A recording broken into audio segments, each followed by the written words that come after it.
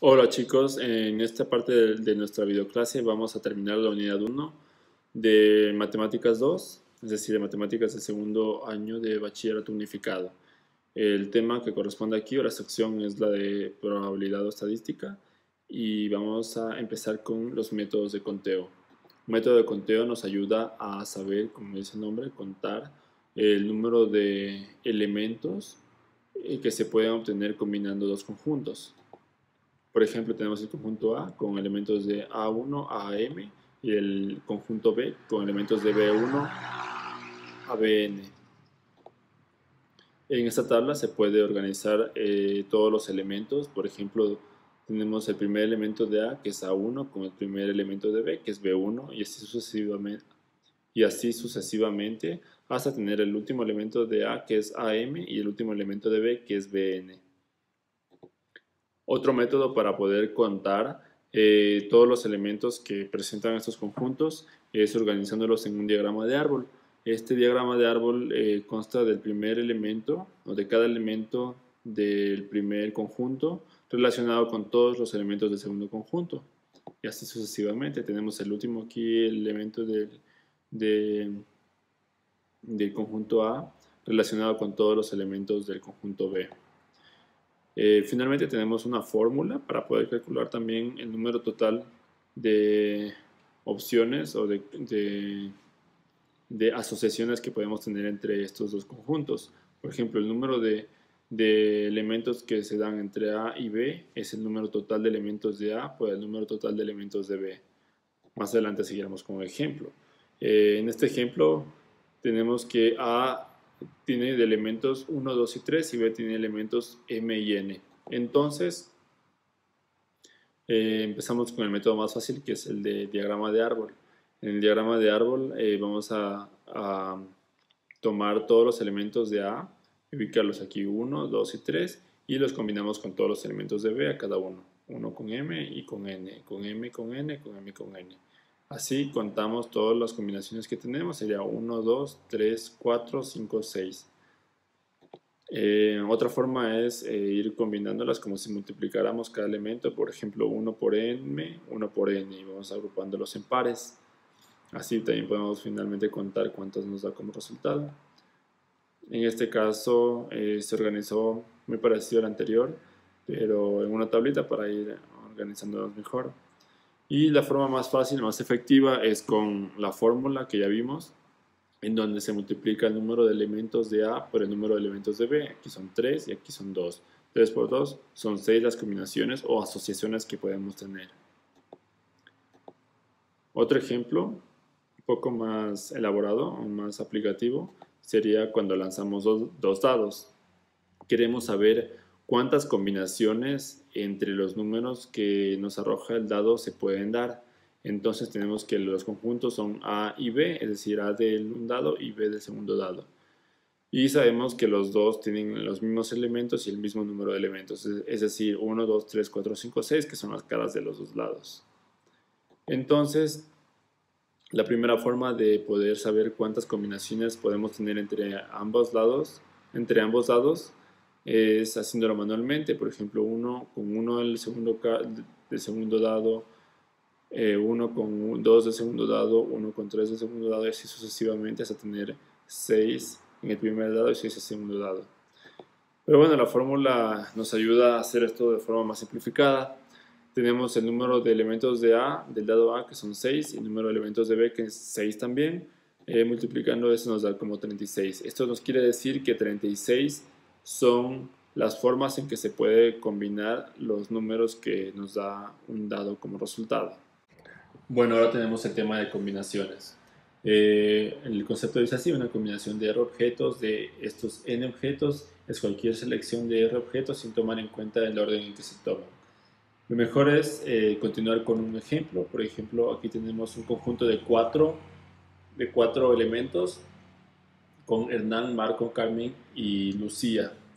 Eh, lo que nosotros podemos hacer con las combinaciones es agruparlos en grupos del número que nosotros querramos. N va a ser el número total, como vieron, las 4, y R va a ser el número del grupo que nosotros queramos hacer. Por ejemplo, si queremos una combinación unitaria, queremos grupos de 1, ¿verdad? Tenemos grupos de 1, entonces tenemos como resultado estos 4 elementos.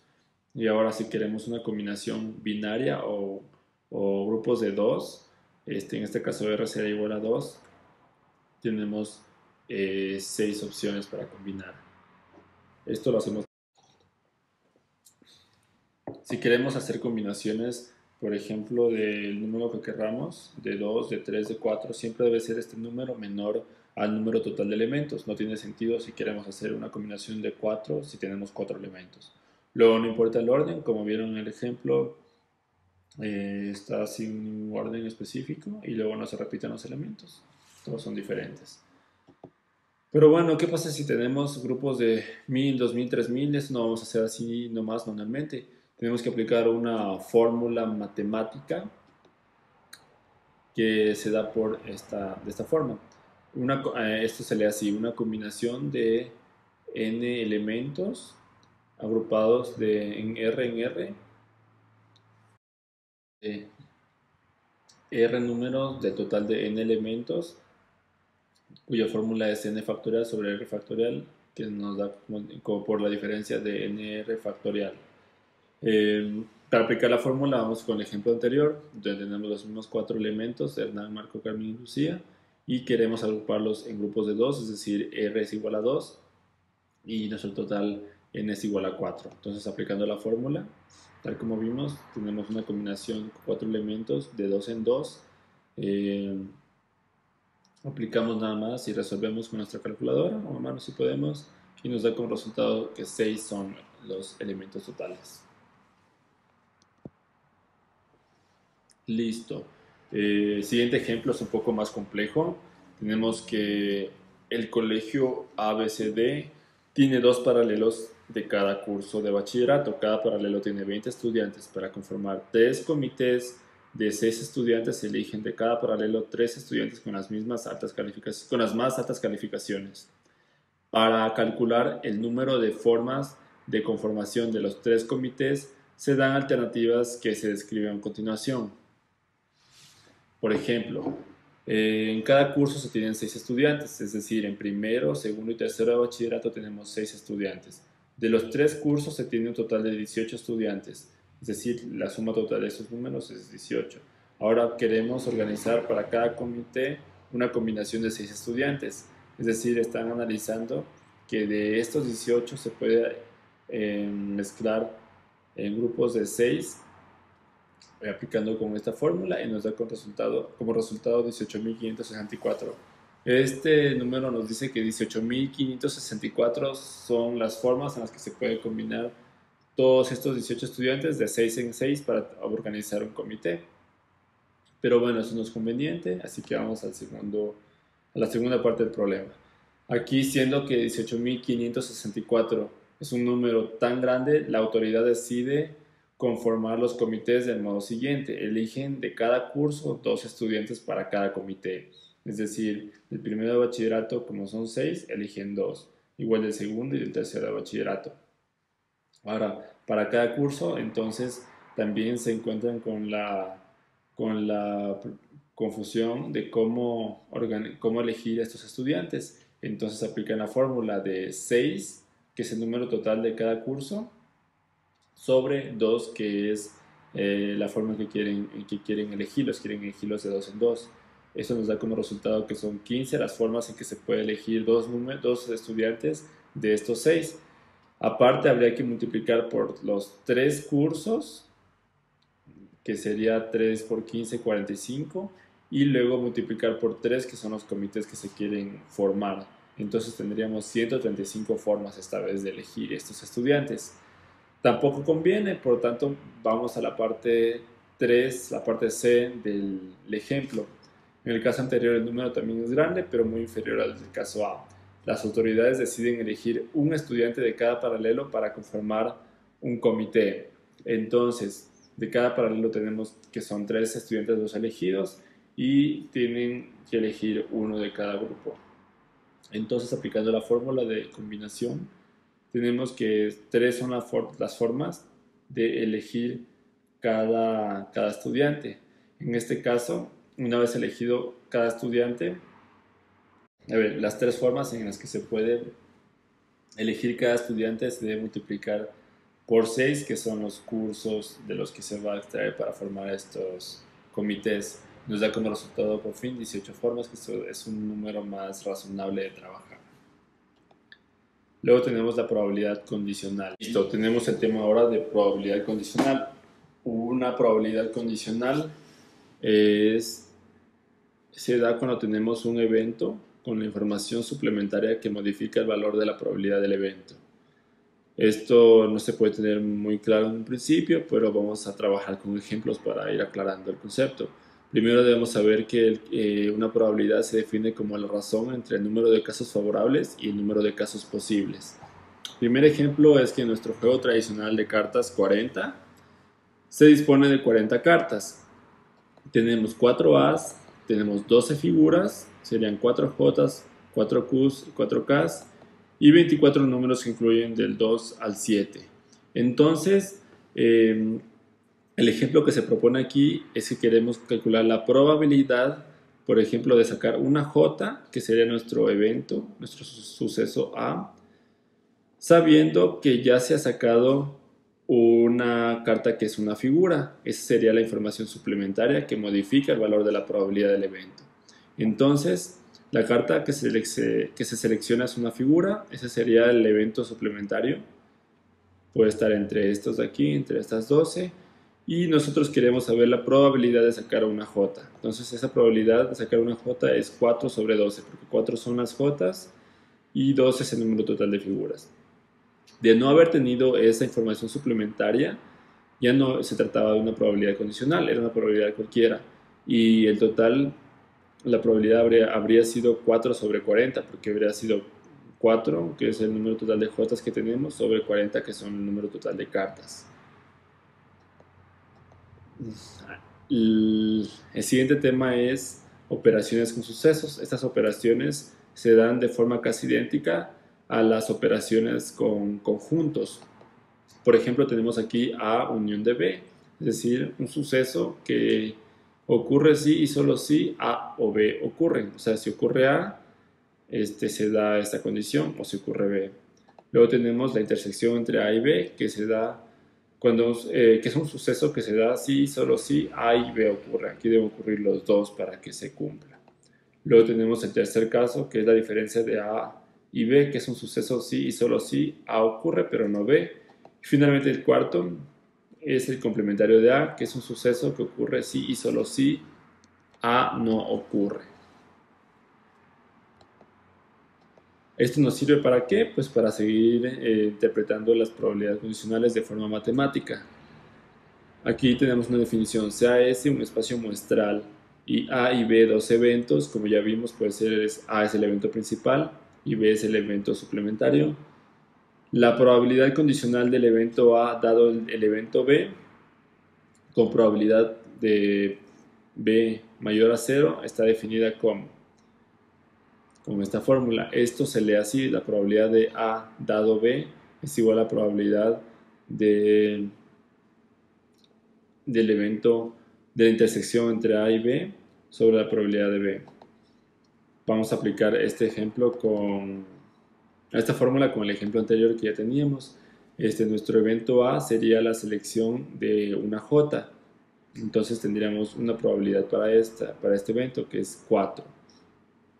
Y nuestro evento suplementario sería B, que es el de ya haber sacado una figura. Entonces se sabe que ya se sacó una figura y queremos saber cuál es la probabilidad de haber sacado J.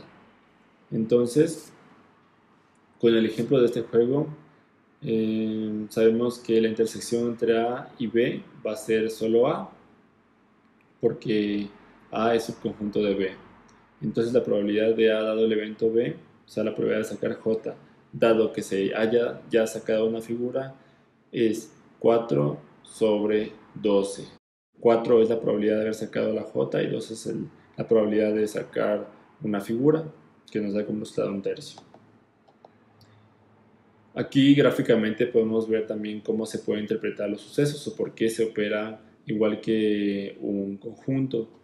Aquí sabemos que la probabilidad de A dado el evento B se puede interpretar como tomando los mundos en los que B se cumple, es decir, todo esto, la fracción en los que también A se cumple. Entonces esta sería la probabilidad de A dado B.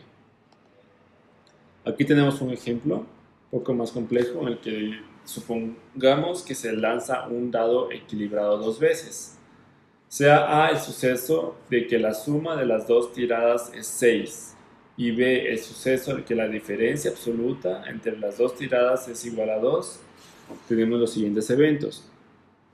Desglosado el evento A, tenemos los pares en los que se va a sumar y vamos a tener como resultado 6. Y en el evento B tenemos los pares en los que restados nos va a dar como resultado 2. Entonces estos son dos eventos que se pueden unir para tener una probabilidad condicional. En este caso vamos a tener el total de opciones por cada lanzada, perdón, por cada experimento, que sería de lanzar dos veces el dado. Como vimos anteriormente, sería, en la primera opción tenemos 6 y 6 y nos da como resultado 36, son 36 las opciones que podríamos tener. Pero limitando al problema, la probabilidad de A, es decir, de sacar un par que sumando de como resultado 6 es igual a 5. Contamos aquí los pares, 1, 2, 3, 4, 5. Y la probabilidad de B, es decir, de que los números que se arrojan los dados se resten y de 2 es igual a 8 sobre 36.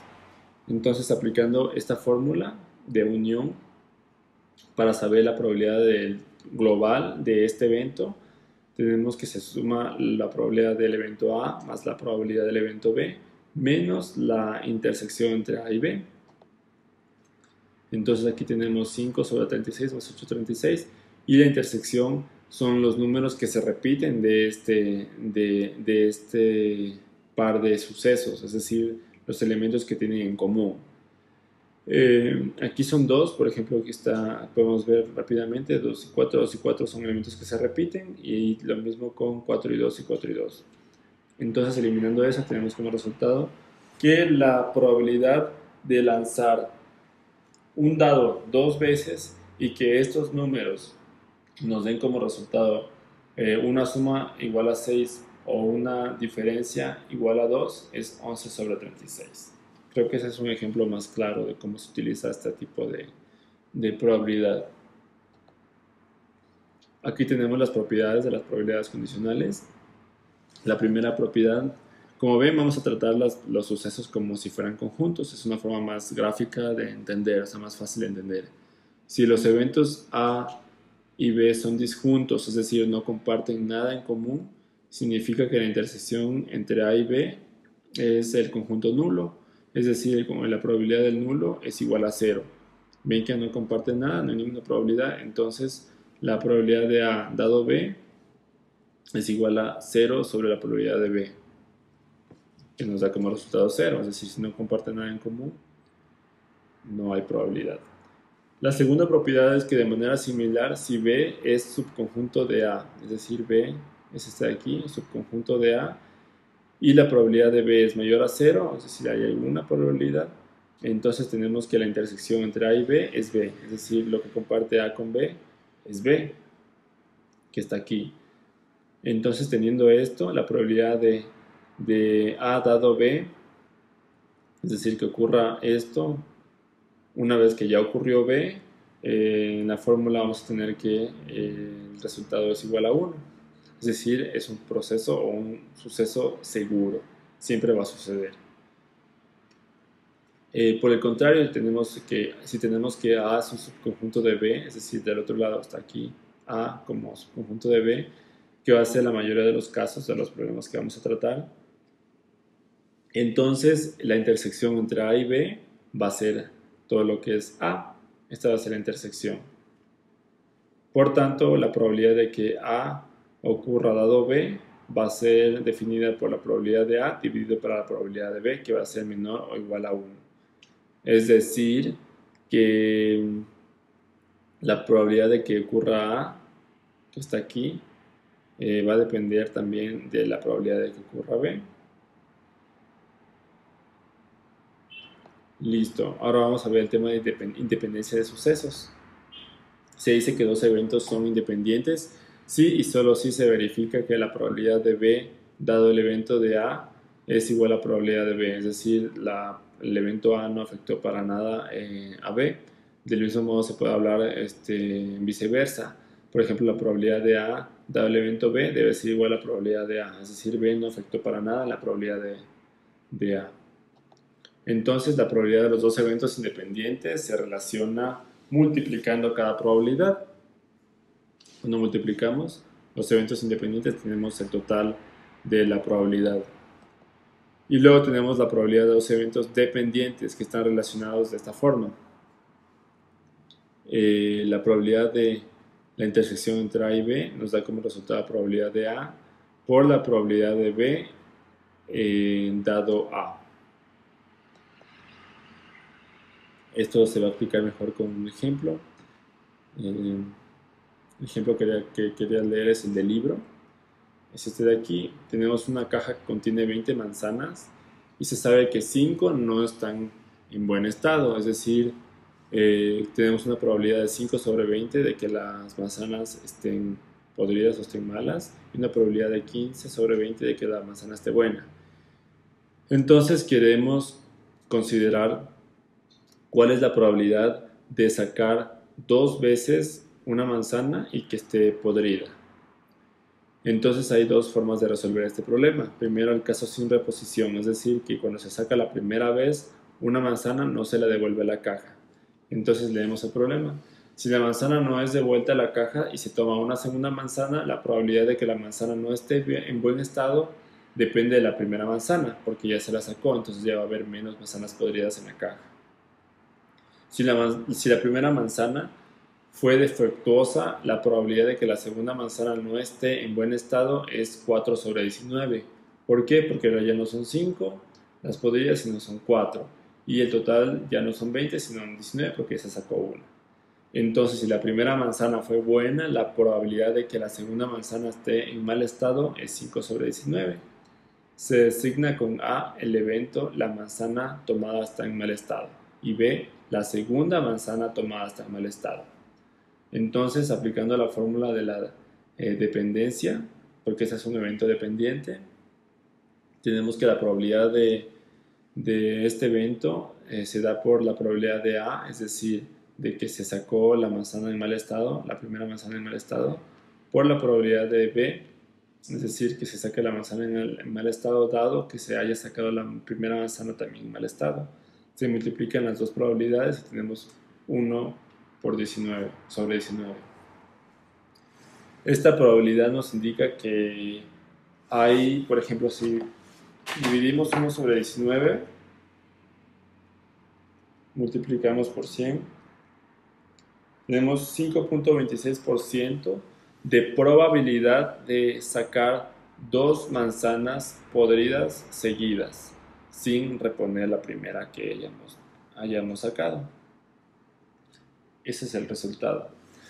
Y como ven, es un suceso dependiente porque el segundo evento va a depender de si la primera manzana es o no es podrida.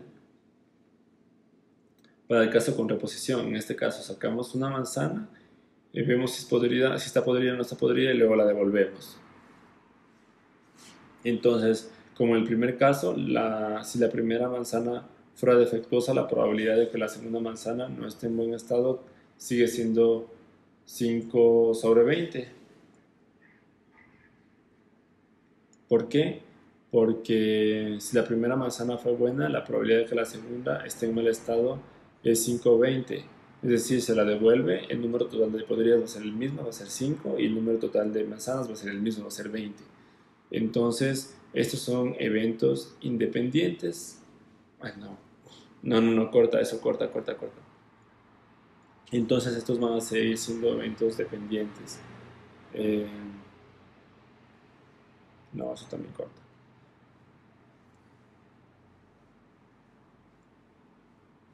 En este caso, aplicando la fórmula, la probabilidad de A es igual que en la parte anterior, 5 sobre 20, y la probabilidad de B, dado A, es decir, la probabilidad de que la segunda manzana esté defectuosa, dado que la primera haya estado defectuosa, va a ser la misma, es decir, 5 sobre 20, Tenemos como resultado 25 sobre 400. Si dividimos esto y multiplicamos por 100, tenemos que el total es 6.25%.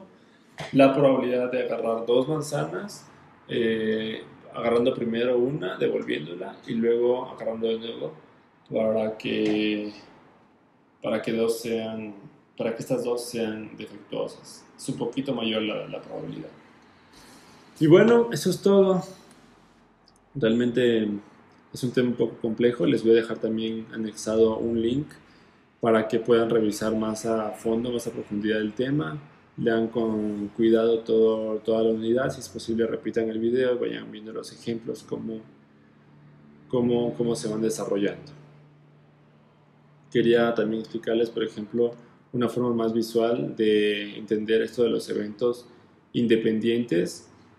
Es cuando se lanza dos veces una moneda, es decir, el resultado de la primera vez va a ser independiente de la segunda vez, no tiene absolutamente nada que ver con la segunda moneda. Y bueno, eso es todo lo que respecta a esta unidad. Ya se acabó la parte de álgebra y la parte de estadística y probabilidad. Dejaré un taller con aproximadamente unos 20 problemas, 20 ejercicios para que puedan resolver despacio en casa y completar esta unidad. Muchos éxitos, hasta luego.